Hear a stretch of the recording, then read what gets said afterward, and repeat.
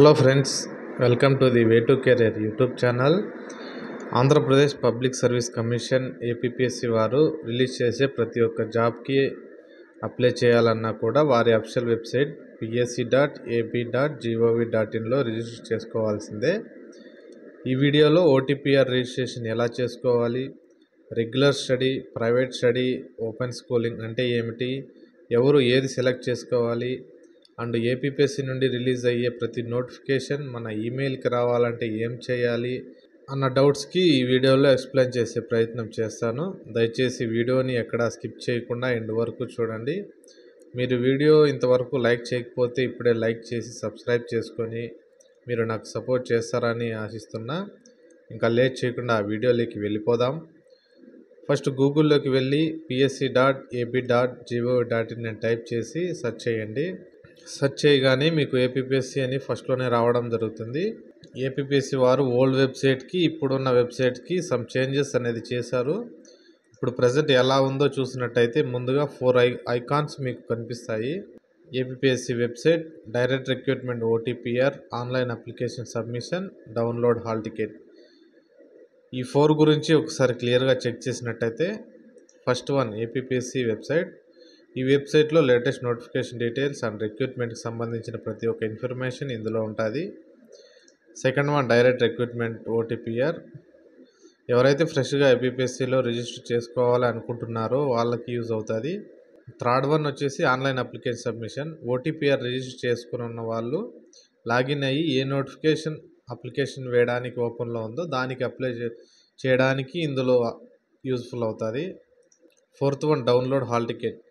OTPR register చేసి జాబ్కి apply చేసి పేమెంట్ చేసి కంప్లీట్ చేసిన వారు ఎవరైతే ఉంటారో వాళ్ళకి మాత్రమే హాల్ టికెట్స్ డౌన్లోడ్ అవ్వడం జరుగుతుంది.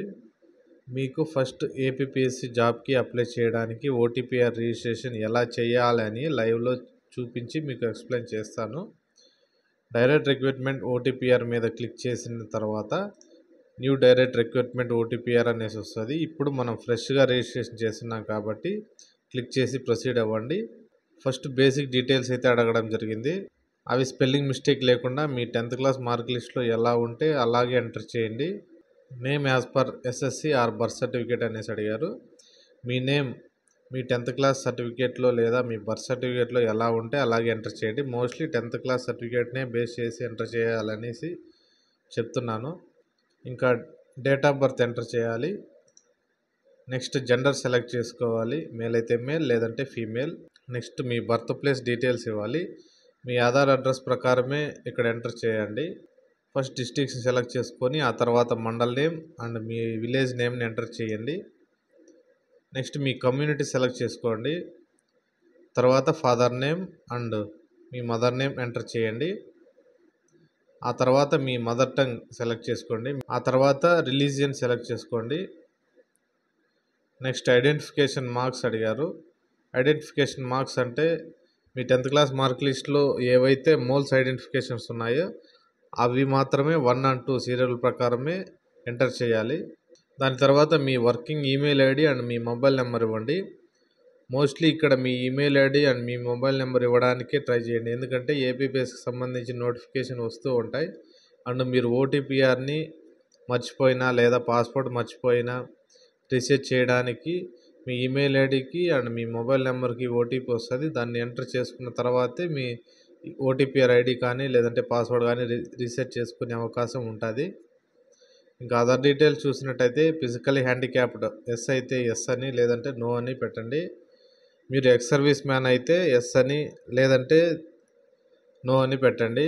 ఈవెన్ ఎస్ అయితే దానికి సంబంధించిన డీటెయిల్స్ ప్రతి ఒక్కదానికి ఫిల్ చేయాల్సి ఉంటుంది. నెక్స్ట్ మీరు స్టేట్ సెన్సస్ డిపార్ట్మెంట్లో టెంపరీ ఎంప్లాయీ అనేసి అడుగుతున్నారు.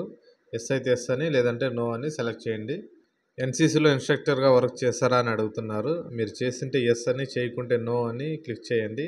ఎంప్లాయ్ అయితే ఎస్ అని సెలెక్ట్ చేసి దానికి సంబంధించిన డీటెయిల్స్ ఎంటర్ చేయండి. ఎంప్లాయ్ కాకుంటే నో అని సెలెక్ట్ చేసుకోండి.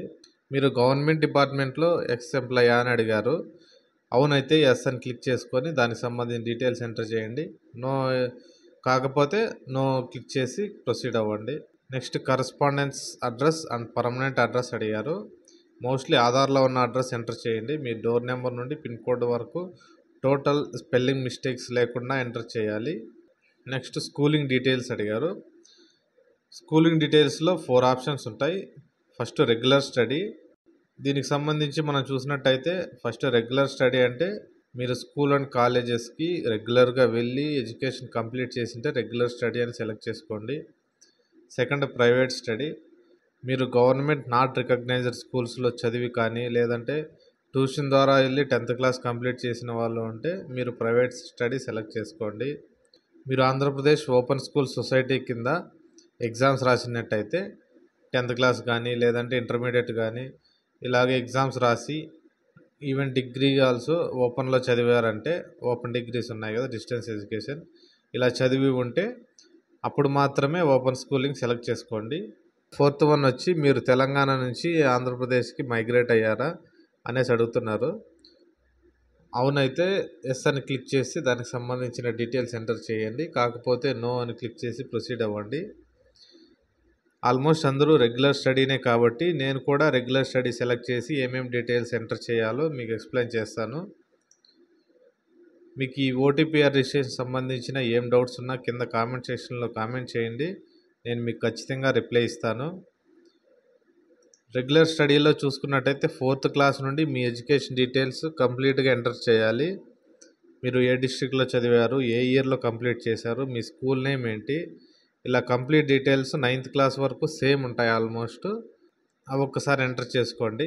10th క్లాస్ డీటెయిల్స్ చూసినట్టయితే ఏ డిస్ట్రిక్ట్లో చదివారు అండ్ మీరు చదివిన బోర్డు ఏది, ఏ స్కూల్లో చదివారు and me 10th class hall ticket number ఎంత, ఎప్పుడు పాస్ అవుట్ అయ్యారు, ఏ మంత్లో పాస్ అవుట్ అయ్యారు అండ్ ఏ ఇయర్లో పాస్ అవుట్ అయ్యారు అండ్ పర్సంటేజ్ ఆఫ్ మార్క్స్ని ఎంటర్ చేయాలి.